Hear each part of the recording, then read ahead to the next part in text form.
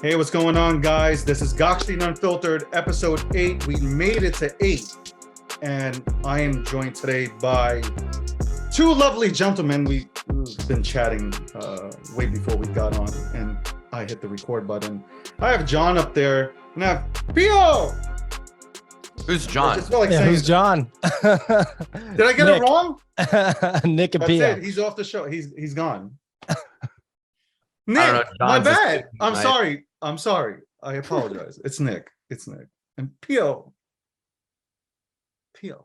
from the NFT Morning Show. What's going on, guys? Not much, man. Thanks for having us. Great start. I went ahead and called him John instead of Nick. It's beautiful start to the show. Glad to have you on. My CBO was ecstatic to get you guys on to Gokhshtein Unfiltered. She was like, "You got to get these guys on. They're cool as fuck. Their morning show is literally alpha. They drop real good knowledge on NFTs. And maybe you guys can help me today. Really, like maybe you guys can help me out because I have a graveyard of a fucking NFT wallet. So glad to have you guys on. Can you? I hate doing this, but we are doing NFT month this month. So I'd like to go ahead and have you guys elaborate a little bit more about yourselves. How'd you get in? Did you guys start on Clubhouse? I'm going with Clubhouse thing because it seems like everybody's come from Clubhouse onto Twitter Spaces. But did you start off there, or you just, right away threw yourselves onto Twitter Spaces and became a hit with that show that you guys got on every single morning? So I'll let Nick start because I know you did actually have some Clubhouse participation, right, Nick? Yeah, I guess. So at the beginning of last year, 2021, I was tired of my job and I wanted to start doing more creative stuff. Once again, I used to run a publishing business that I sold back in this is a while ago, 2009, to a company here in New York, stayed on until 2011. And so I'd been doing blogging style publishing previously, got burnt out. And I was working at a tech startup in New York City, and I was getting exhausted there, and I wanted to do creative stuff again. And at that time, Clubhouse was taking off. And in addition to crypto, the stock market was booming as well. So a lot of people were making money trading, myself included. And so I decided to discuss, I was like, hey, I'm going to make a show called The Stonk Show, for no grand ambition, just because I was like having fun trading, and brought on like my coworker who I'd talk about stocks with. And then he introduced me to his buddy who was like this insanely smart bond trader. And he was discussing crypto, and he mentioned NFTs, and the Beeple NFT sale happened. And I immediately went all in. Just immediately was like, I've seen this before. My previous media company was about Facebook. Yeah. And I was like, I've seen this happen before. I'm just going all in, and started hosting Clubhouse shows that were recorded and turned into a podcast with people in this space. So I had like G Money, Justin Aversano, Claire Silver, some of these the founder of Art Blocks, a bunch of people who were leaders in the space at that time that I was just finding and having them on the show. And there'd be like 5 people sitting in the room for any of these individual things. But yeah, so jumped in with that last year until Pio can tell his story, but we met up technically in August and started hosting Twitter Spaces. Yeah. So you guys just like bump into each other? Like how did that happen? Just like, one of our co-founders introduced us. Okay. He was going on. I had him on my show. I had known him from years ago. He was also trading stocks, and we were like seeing each other on Twitter, being like, "Oh, that was a good trade, dude," or whatever, and going back and forth. And then I had him on my show, and Pio did as well. And he was like, "Y'all should connect." So like you guys basically, and Pio, obviously I'm gonna let you have the mic here, but you guys like fuck stocks. We're fucking trading JPEGs now. We're done. The transition for me was Was not instant. It took 6 weeks after starting my podcast before I bought my first NFT. Like before I created the NFT portion of the podcast, I'd interviewed all these people. I had not bought one. I bought one of the guys I interviewed, Tony Herrera, who's also an investor in our business now. And that's how I met him, was basically texted me and was like, yo, you should buy this art block. So I think that was the first one I got. Did really well with that. Actually, I had bought one that I got it for free. Is the same guy that created Cryptodes. It was just sitting there as a cardboard cutout of a CryptoPunk, and I thought it was funny.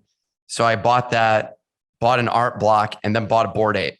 And that was like literally like the sequence of me buying NFTs. I just fully lucked out on the timing. Like I don't know any other way of saying it, and had people who had become sort of mentors that I was following. So I just like nailed the timing essentially. That's awesome. And obviously, Pio, your story, what's your background, man? Yeah, man. So I came from a creative background. I was like a music video director, and I ended up having to get like day jobs to pay the bills. Right. Ended up working at Robinhood, and I was at Robinhood, through like kind of early 2021. I was there, doing the thing. I started getting a Bitcoin education in March 2020. Like a lot of people like Michael Saylor, right, who's become like iconic in the Bitcoin world. Right at that time is when I started buying and accumulating Bitcoin. I didn't have any trading experience in any market. I had bought stocks at that point for like maybe 4 years and just held them. Like I wasn't a trader. I was just like an investor, so to speak. Yeah. Same deal with Bitcoin, and spent most of 2020 getting like a proper Bitcoin education. And then in November of 2020, I was listening to Anthony Pompliano's podcast, the Pomp podcast, and he had these two twins, these two guys named Duncan and Griffin Cock Foster on, and they were the founders of this platform called Nifty Gateway.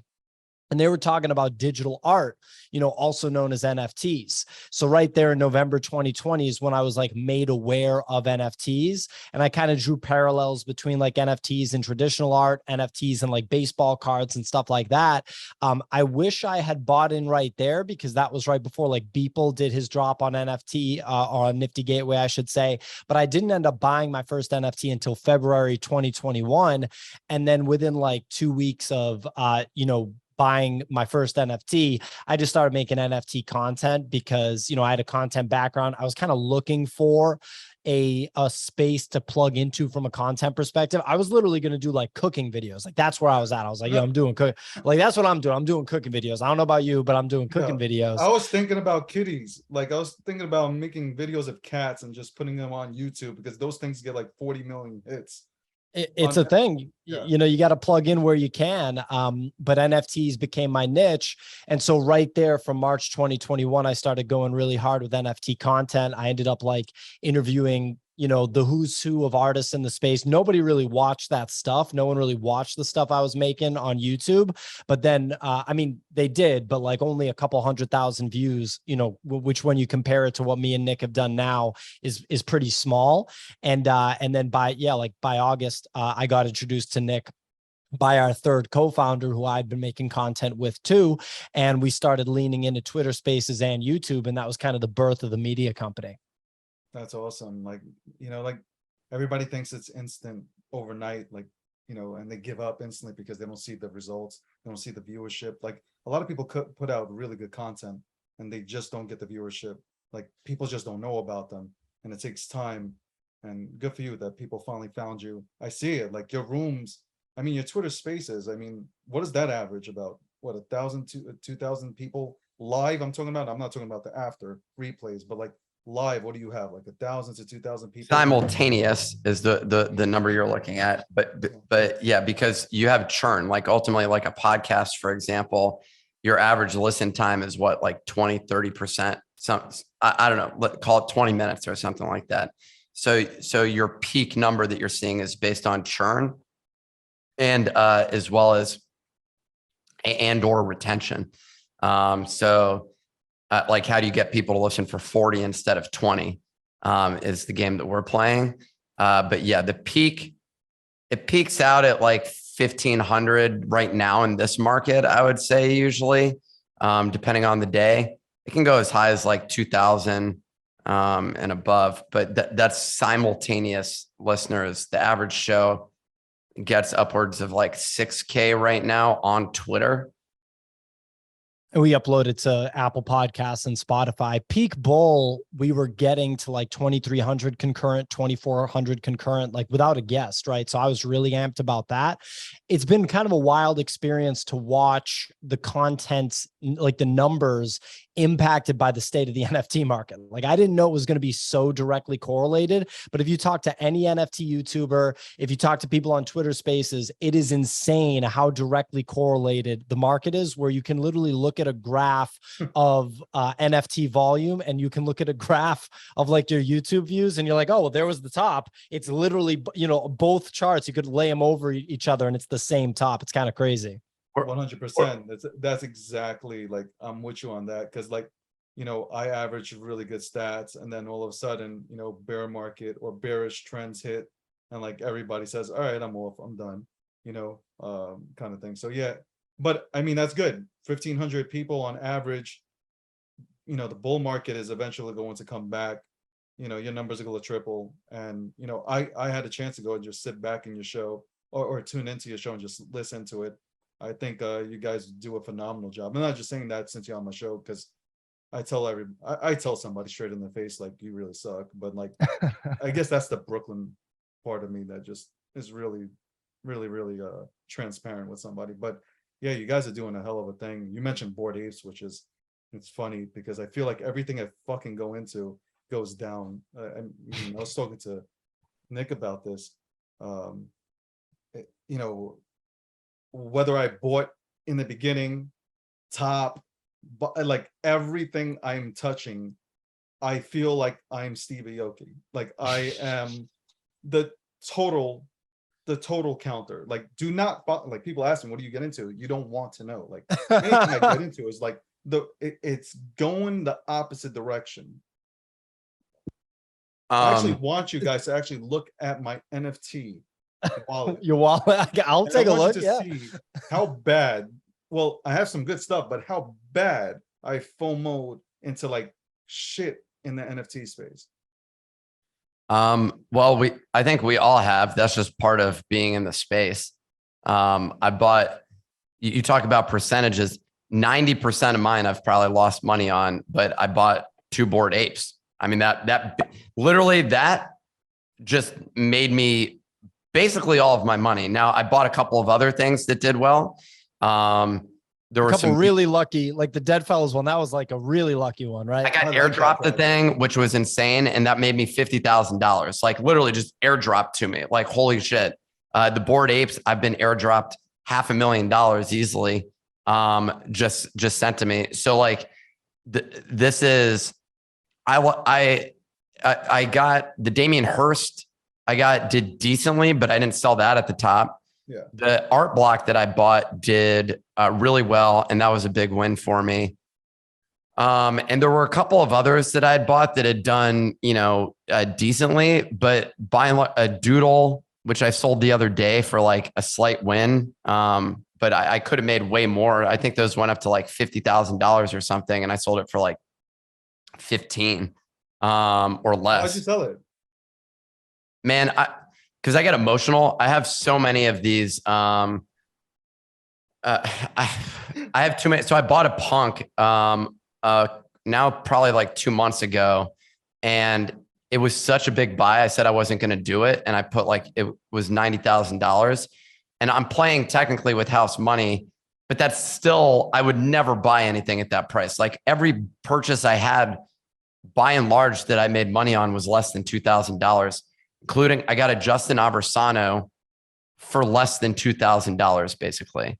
So I got like, there were just a number of things that I ended up getting. And so when I bought the punk, I guess I just felt like I had violated my own rule. And so I was like, I got to sell some of these just to like make up for this money that I just like put back into the ecosystem, because I genuinely do believe like I don't feel like we've experienced true capitulation. Like true capitulation is when everybody is devastated, and we're not there yet. Like there's just not enough tears in the market. And so that's what I'm really looking for, is just absolute devastation. I want everyone to be feeling it, and we're not there yet. Like we got there, we got close, but people were still making jokes about it. I want people to not even be making jokes. They're just all devastated. Like you're hospitalized. You're fucking horrible, bro. Like it's like, yo, take a fucking bat to the nuts right now, bro. Oh my God. Holy shit. I'm already feeling that way. Holy shit. How much more do we have? Not enough, David. Not enough.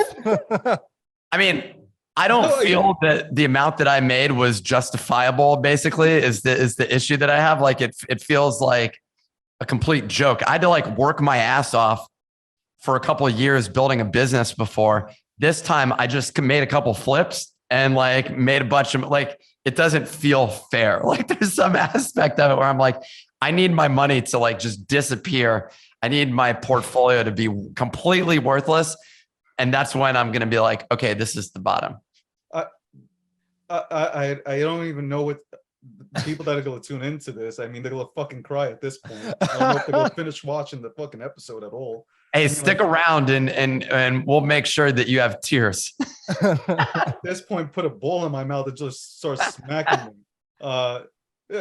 Pio, you feel the same way? I mean, like, do you want to see total nutsack shots? I've sold like a sizable chunk of my portfolio. My only really high value NFTs that I still have are a mutant ape, right? Which we've seen value erase from those too. Like basically just the past 10 or 11 days, you've seen like, I don't know, $20,000 erased from the floor value of a mutant ape. It's amazing how quick this happens. And it's like, if you just procrastinate selling something, or if you're like, well, maybe I'll sell, but let me see what happens. Stuff it can go down so fast during these periods. So I have that. Obviously, I see a ton of value in that. I have a lot of assets from a different ecosystem. It's lesser known, but I'm still a big fan and bullish on it, called the Akutar ecosystem. And I'm free rolling on all that. And it's probably worth at this point at least 25 grand, which it's not an insignificant amount of money. But at the same time, if I just like sold all of those, it wouldn't make a material difference to my life. So I'm kind of like, yeah, I'm just going to ride with those. And I've sold so much other stuff that I'm in Nick's boat in the sense that I will get excited if I have a chance to buy a CryptoPunk for say like 50,000, which was around the floor price when he bought his for 90. He bought above floor. Yeah. And CryptoPunk is without question like the number one asset that I'd be interested in buying in the NFT space. I'm not as sure as Nick is that we're going to see this brutal bottom, but there's a part of me that's like, well, look, we just got out of this crazy bull cycle. And I'm a Bitcoiner, so I kind of know about the halving cycles and the way this stuff goes. And if you look at the historical data, there's a lot of time still between now and the next cycle. And if there aren't big catalysts, and if the macro conditions are what they are, because you can obviously talk about that, there's a lot going on there. Yeah. I'm like, what would prevent NFTs from continuing to bleed? Because like with the mutant ape example, for example, we're losing what, 10K in the past 10 days or something on the value. There's 20,000 of those things. Yeah. So if there's more sellers than buyers, it's just going to be a steady slope. So I'm less sure, but I'm ready to buy the stuff that I want if we do see, those events. See, like now that I'm thinking about it, like, so like, I got a Bored Ape and I got mutant apes. I got in and I got the other side lands and all this shit, right? Yep. With that, like, I think the expenses on gas alone, first of all, that should be a fucking write-off, by the way. The expenses that I had to spend to acquire those lands was fucking ridiculous. But I got into Bored Apes. For a loss, it's a write-off. Yeah. I have a lot that I can write off. You're holding the other side land? That's like the one. So Nick's brilliant. Nick sold the other side land the first night for like 150 grand total or something, right? And that's free, right? It's cost base is basically zero. It's nuts, right? I was too smart to do that, right? It was too smart, or excuse me, I was too smart to sell it for 100,000. I chose to sell for 32,000, right? Because I'm a genius, later. But the everyone that got Other Deed, people don't talk about this. Like, everyone's underwater on Other Deed, man. It's ugly. And even though it's tough, man, it's tough. And the craziest part is that first night was the top. So it's like, if you were a Bored Ape that you bought in early, Nick sold one of his apes, right? Let's say you're a Bored Ape that held all your apes that you bought at like $400, $500, $600. You held them the whole time. You got the dogs, then you held the dogs. You got the mutants, then you held the mutants. Then you got the ape coin drop, which if you held everything, you got more, right? Yeah. Then the Other Deed came out, where for every mutant and every ape you had, you got more. So you were good. If you held everything through that, you were just on the money. You were rich. It was the right thing to do. But then if you kept holding, you gave everything back with Other Deed. It's just such a brutal game. It's such a brutal game. Thanks for explaining everything that I did. I appreciate you, bro. Like, did somebody from my team pass along exactly what I did throughout this entire market? I held, we're flying, and I know better. I've been in this industry for a long time in terms of crypto and stuff, Bitcoin, obviously Ethereum and all that good stuff. But like, I'm holding. I'm like, this is, and I'm doing everything that I should not be doing, but I'm holding. I feel the vibe of the community, the ecosystem. Holy shit, this is something that I've never seen in my life. And then slowly, no, it's gonna come back, and then keeps going. No, it's gonna come back.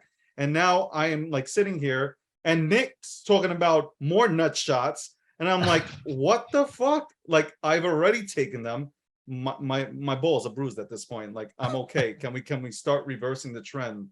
Which I really wanted to lead into this. I do have like I said, I do have a Bored Ape. I do have mutant apes. I do have the lands. I always wanted a CryptoPunk, but then I guess they started to, like, for me personally, the way the pulse of the community was like, it started to fizzle out because of the Bored Apes. So then, like, I got less interested in CryptoPunks. Like, the only reason I would buy a CryptoPunk is because I know the history. There's a history to it. And that's the only reason for me personally that I would get one. Now it's like, it seems like it's making that comeback. Why? What happened? Like, it sizzled out and now it's making the comeback. Is it because of the IP rights? Why is the vibe changing here? Primarily because I bought it. So the market's been using me as an indicator, and a lot of people saw me ape in and said, aha, that must be the bottom. Nick's one of the most brilliant traders that we've ever seen. And so, no, I think as the market capitulates more and more, you get more and more centralization. More money goes towards trusted sources and trusted parties, and reliable assets, ones that we've collectively agreed upon. And since the beginning, CryptoPunks, the rise of Bored Apes, to me was, hey, we can't afford a CryptoPunk. Or if we can't afford it, we're not going to make a bet that big. Like, for me at that time, to put $15,000, $20,000 into something that I had no familiarity with just seemed absolutely absurd. It would have been smart, but it seemed absurd. And I probably wouldn't have gotten my Bored Ape at that point in time, which turned out, frankly, to be the better purchase. It just has yielded much better. But I think during that time, there were a lot of people that were now exploring the NFT space. You had Nifty Gateway, you had Top Shot. So you had multiple things that were going on at that point in time. And so that you had more awareness of what was taking place. And so people were saying, okay, these CryptoPunks things are cool. I get it, but I can't afford it. So let me buy something else. And I think that's where what really gave rise to Bored Apes. And then Bored Apes basically gave rise to literally every other project at this point in time in the market, was just saying, holy shit, you can go make $1 million or $2 million off of an NFT. I mean, we ended up, our sales of our NFT was basically the exact same amount as Bored Ape Yacht Club made from their NFT at that point in time. And as you're aware, we've been equal in our execution as Bored Ape Yacht Club. No, I'm just kidding. But Yeah, I The think same thing. We're worth $4 billion. I think they've always been the main one, and people are just waiting, and it becomes a game of like who's going to call the bottom. Because once people start racing in, now people get afraid, and the floor then runs away from you once again. Yeah. I think we could see it happen yet again, down to 50K, maybe even 30K. But Nick, what is wrong with you, man? I'm just being objective. What is this this is like JPEG worth? horrible. Like I'm like literally like I should have put Depends diapers on for this fucking conversation. I mean, I just think you need to be looking at the thing and saying at the point where someone's going to say, should I go buy a Tesla or should I go get a Bored Ape or a CryptoPunk? And to me, that ultimately is the question that you end up asking. And all of their friends that see them in their Tesla or whatever the hell it is. I mean, if you live in New York City, you're not buying a Tesla, but if you're like thinking rationally for any moment in time, holding on to $100,000 JPEG is just not rational. You can make the argument, but if your portfolio is less than, let's say, $500,000 or something like that, like your total net worth, having $100,000 JPEG doesn't make a whole ton of sense. This is an Right argument now. that somebody from the Bitcoin maxi community would make. They'll be like, first of all, it doesn't even make sense to have a JPEG. Go ahead, Pio. I didn't mean to stop you there, but I was like, hold on. This is an argument I hear all the time when I'm battling these maxis and telling them, no, the NFT space is real. As a Bitcoiner, I have a lot of opinions on that, right? And we could talk about that all day. But just on what Nick's saying, he's definitely right, because right now there isn't like actual true utility. The people that are trailblazing the utility thing are Bored Ape Yacht Club, and the way that they're leaning in is a video game, or a metaverse platform, which is how they're kind of describing Other Deed or Other Side. And I actually totally like buy into that approach. I think that they're absolutely right. It's like kind of, if you boil everything down, it's like, what's the fastest path to true utility and value?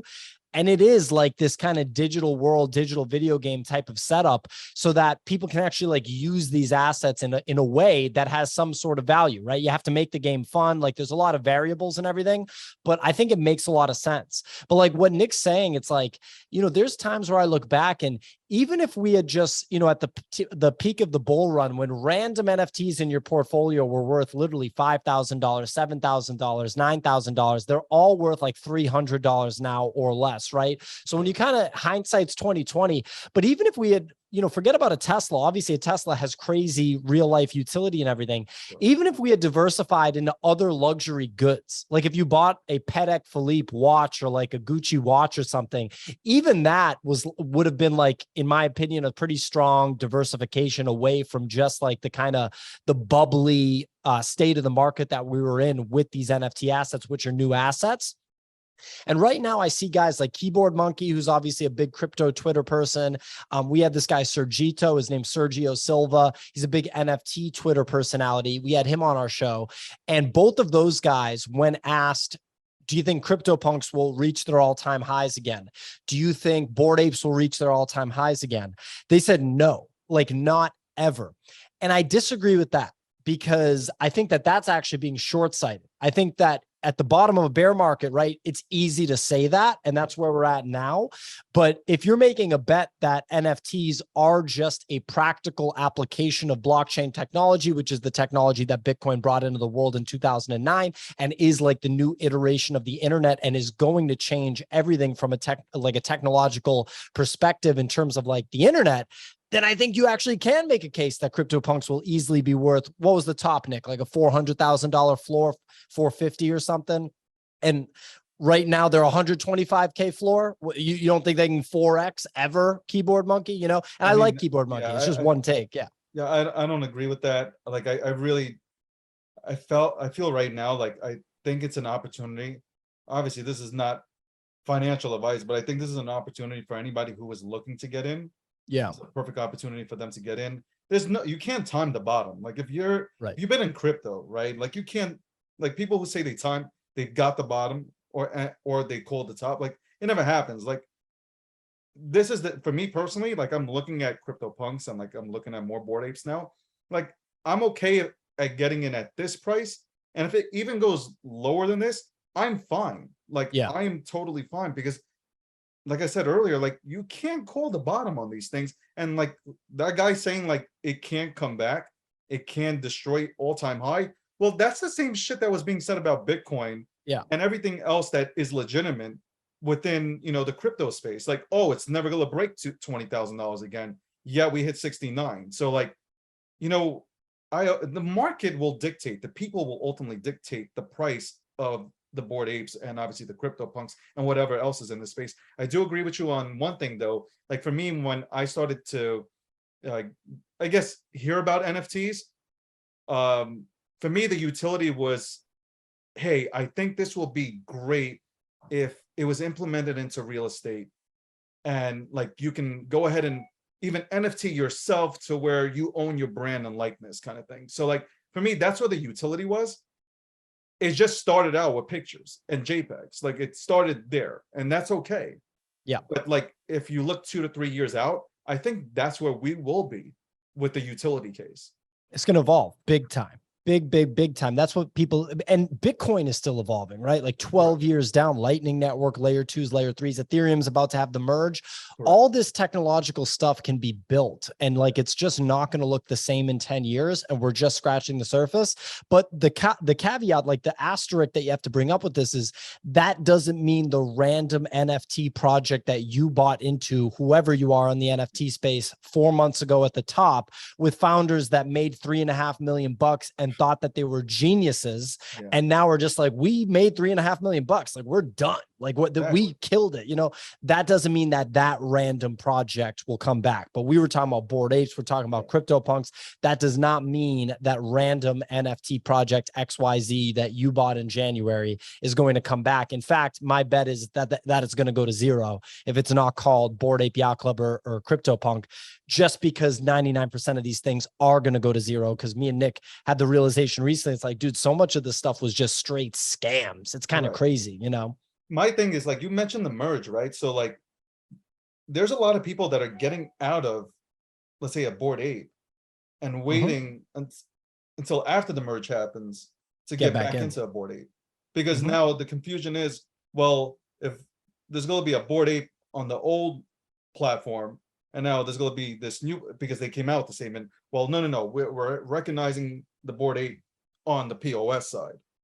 Now people are, you know, people are looking to say, I want to see what happens. And then once everything cools down, I'm going to jump in on the POS side and I'll go ahead and reacquire something. Like, thoughts? That's just a dumb move. One of the dumbest I'm things. just telling you what I hear out there. No, I'm not calling you. I'm saying that I'm not the smartest person in the room. Right? What I'm saying is like here's the easiest way of putting it. Okay, you want to go see what's in your wallet. How do you do that right now? Like, how do you see what's in your wallet? What NFT you have? You go to OpenSea. So OpenSea would be one. Yeah. The other you can go to is EtherScan. Both of those serve, and by the way, OpenSea is just powered by Web3.js, aka like the software development interface, which interacts with the Ethereum blockchain. So the moment that proof of stake switches over, it's just on proof of stake. So there's no ambiguity about it. That's just the way that it works. Yeah. The other way that you can do is you can go to EtherScan, which also will immediately just switch over to the proof of stake system. There's no ambiguity around this in terms of that transition. The key infrastructure. Now, if suddenly EtherScan was like, we're going to go support proof of work ETH that someone makes a fork with, then they could do that. They're not going to. OpenSea could do that. They're not going to. Someone could go build a marketplace for it, but they're going to have to build an entire well, it's actually a simple, we don't need to get into the technical stuff. It's pretty easy actually just to port over your existing code to support this other blockchain. But the bottom line is, the real argument would be, well, to buy back in, let's say the worst case thing happens and there is some ambiguity about which one you have. Well, now you have two of them.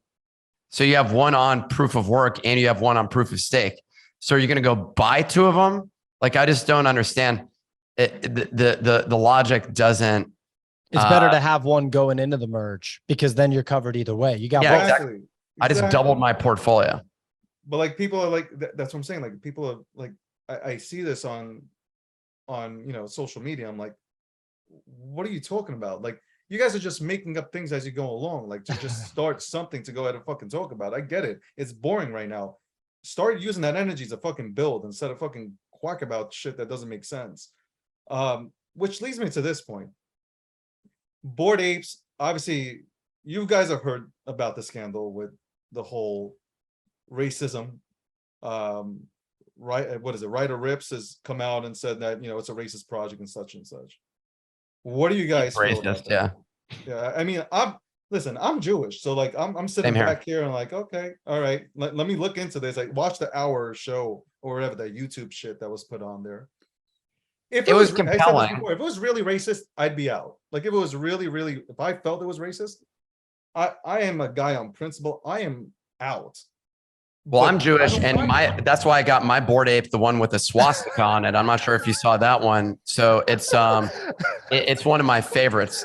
And so that's the one I've been aiming for all along. Finally, I get it, and here we are. But that guy's trying to create controversy. He had a ridiculous one the other day. It shows up in my feed where he's like, look at the other deed map.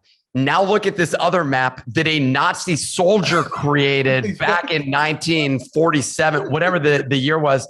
They look nothing alike. They were just two maps. Like that was literally it. And he's like in there and he's like, he at this point is diminishing some of the arguments that he was making by posting this and only further in reinforcing the fact this guy only cares about one thing, and it's getting attention. And it's getting attention in the most negative way possible, which is why I think he is salt of the earth, one of the worst people in existence. And despite the fact that he's incredibly talented at getting reach and getting attention, like Donald Trump was doing the same thing, I don't agree with that methodology to actually garnering attention, because I could be writing negative, offensive shit all day long. I'm not actually good at it. So I haven't tested my theory as to how offensive I could really get to like really pull it off, but it's an area that I'm not interested in optimizing toward. But they're very good at it. They're incredibly Ryder Rips and OX Poly are the two primary people involved in it. And that lawsuit, they're very talented individuals as it applies to this stuff. And like, I just wish that they actually allocated their resources towards something that was like meaningful and impactful that actually helped people. But instead they've utilized this to also generate a copycat version of the Bored Apes and like generate revenue off of that, which is just like, what? But that's like a surprising angle. It's a surprising angle to take. Right? Like, how do you, so this, it's racist, but then you make your own. Like, I didn't understand that. And by the way, I own a crypto funk. So I did, which is them. Yeah, I did. I sold one of them, but yeah, I bought two. Like when they came out and like they were like, they made the valid point that like, hey, the original crypto punks, you don't own the IP, but with this, you do own the IP. I was like, all right, let me get in. Like, that's cool. Okay, let me get into this. But then like, I felt like, yo, like there's things that you've said in the past, and now you're coming out and talking about the apes, and then you're creating your own. Like I didn't, for me, it was like, I'm out. I can't, I'm not with this. I'm definitely not with this. And it's not because I'm invested into the Bored Apes, because right away it'll be like, oh, it's because you have a Bored Ape and you don't want anybody footing your bags. Has nothing to do with that. It's just straight up like, yo, you can't say one thing and then produce your own kind of thing. So 1,000%. I have one mutant ape. And like, if someone was like, yo, like, unless you sell that mutant ape, I'm not taking your word on this. I literally would just do it. I would just be like, I don't care. This isn't about me owning a single mutant ape. Yeah. I agree with Nick about like Ryder Ripps is insanely talented. He actually is. And that's like the same thing with like Donald Trump, like whatever your political position is, it is actually a very apt comparison because Donald Trump's also very talented. You don't build an audience that way without that talent. And people that are like anti-Trump, for example, people that are anti-Ryder Ripps, they'll be like, no, you're complimenting him. It's like, no, you need to recognize the talent here to fully understand what's going on. But actually also like Donald Trump, it's all about that attention on Ryder. And I think that he would trade this whole narrative if another narrative came up that could get him more attention. If like, you know, a crystal ball was around and was like, hey, if you do this and you'll get more attention, he would totally do that. But for anybody that has any doubt on whether or not there's actual like, you know, truth there, watch the recent interview that just dropped in the past 5 days about the board with the Bored Ape Yacht Club founders. It's their first like on video long form interview.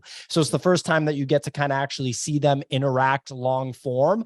It's Gordon and Gargamel. I believe Gargamel's of Cuban descent and Gordon's a Jewish guy. Yeah. And so you got these two guys. And if you watch that interview and you come out on the other end and you think that there's any sort of racist anything there, I just think you're out of your mind. It's just, it lays everything to rest. And they don't even, at the point I'm at in the interview, I'm like 2/3, 3/4 of the way in. I don't even think they've acknowledged it. All you see is like two determined normal guys that don't have any weird agenda. The worst part about that whole thing is how negative it was. Nick's absolutely right about that. And at the time, it was right as the market was crashing. So it was like a very negative 2-week period, like a lot of negativity. And I just wish that someone as talented as Ryder would put his efforts towards something that was more positive and just like more legitimate, I would say, that would still get him the attention that he's looking for. So that's my last thought on that. I agree 100%. You know, like this current culture or society that we live in is all about shock value. Obviously, you see Andrew Tate. Andrew Tate says like the wildest things. Like, I don't agree with 90% of the shit that he says, but the reason why he's getting attention is because people in our current society haven't heard it. I mean, 20 years ago, this was just like, you know, I'm 40. So 20 years ago, like people were saying this and like, it was just casual. Nobody talks about any of this shit no more. And now Andrew Tate pops onto the scene. He says things that were being said 20 years ago and people are like, oh my God, did you hear what he said? And like, now obviously he's a big thing. Is he really saying anything? No. To me, no, it's just shock value. Is he bringing anything to the table? For me personally, no. Maybe if like 5% of the things he says might make sense, but then he goes left with it, and then it just makes it, you know, obsolete. But yeah, the shock value, I give them credit. I will agree with you there. I give Ryder credit because I think he is smart because he knows exactly what he's doing. As is Trump. Trump knows how to use social media, and same thing with Tate. I think that's the world we live in now. People don't go to NASCAR races, okay, to watch the race. They go to a NASCAR race to watch the pileups, period. Like, if there's no pileup, people are leaving out of that race like, yo, this sucked. Like, I was waiting for like, whatever, Jeff Gordon or whoever to go ahead and like do a triple salt in the air and land and shit. So everybody loves a train wreck. There's basically two stories, which when I used to blog, people were like, well, how do you write about all these things all the time? And I was like, well, I'm just writing the same thing over and over again. I was like, there's either two things. One, underdog who literally nobody was aware with, achieved something insurmountable and just extraordinary, basically. The Bored Ape Yacht Club origin story, right? The underdog to CryptoPunks. 100%. And that's 100%. Yeah. So you have some kid in a dorm room ends up with millions of dollars in this huge business, basically. Then you have the other side, which is someone who's wildly successful, just having their head chopped off, basically. So train wreck, disaster, some an affair or some sort of like negative thing that ends up happening to that person, which is just like screw that guy. Which are the like pretty much the two things, and the entire media is designed around that at this point in time. We don't need to get into, and I do not want to get into politics and stuff like that, but literally the amount of the degree to which we have now been, our entire society has now been like exploited to say that we're so on opposite extremes. It's always like, well, if the like, it is so absurd, and it just caters to, how do I trigger someone's emotions to get them to drive an emotional response to something? And that's what every headline is designed around. So that's where we're at. And there's people like Ryder Rips that have no shame in this space, focused exclusively on that and just exploit the hell out of it to their own advantage. And that's what you do at this point in time. I hope that we do something about that at some point, but we don't have a system designed for that. Instead, it's just get as many clicks, as many eyeballs and stuff like that. And as long as that exists, we're all doing, I mean, half my tweets are ludicrous just to see what's the thing that the person is going to reply to. Yeah. When that's not me. Like, it's not like the foundation of my like 100 day-to-day average boring life. Basically, it's Sure. it's just extreme to be extreme. And real quick, like with Ryder, my biggest problem is that he's like pushing forward this negative narrative that actually takes away from actual racism in the world, right? Like, you're trying to do a conspiracy theory thing about an NFT project that happens, it's the biggest project in the space, and you're trying to create this racist narrative when it's not there, when there's obviously real issues with racism all over the world constantly for millennia, right?